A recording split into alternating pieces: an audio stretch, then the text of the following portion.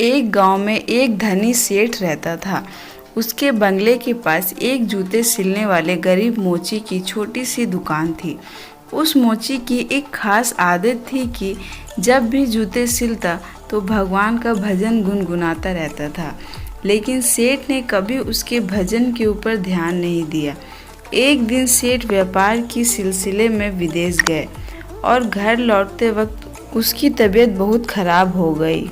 लेकिन पैसे की कोई कमी तो थी नहीं, सो देश विदेशों के डॉक्टर, वैद्य, हकीमों को बुलाया गया, लेकिन कोई भी सेठ की बीमारी का इलाज नहीं कर सका। अब सेठ की तबीयत दिन प्रतिदिन खराब होती जा रही थी। वह चल फिर भी नहीं पाता था। एक दिन वह अपने घर में बिस्तर पर लेटा था। अचानक उसके कान में मोची के भजन गाने की आवाज़ सुनाई दी। आज मोची के भजन कुछ अच्छे लग रहे थे। सेठ को कुछ ही देर में ऐसा लगा जैसे वो साक्षात परमात्मा से मिलन कर रहा हो।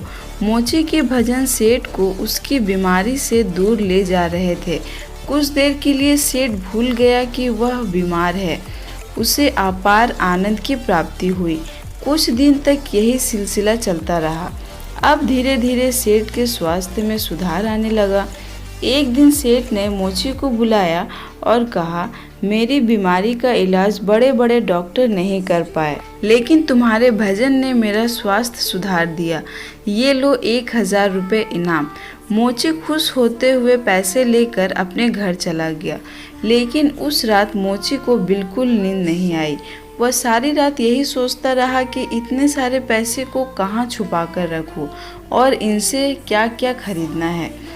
यही सोच की वजह से वह इतना परेशान हुआ कि अगले दिन वह काम पे भी नहीं जा पाया।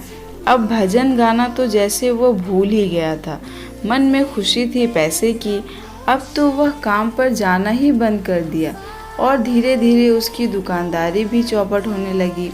इधर सेठ की बीमारी फिर से बढ़ने लगी।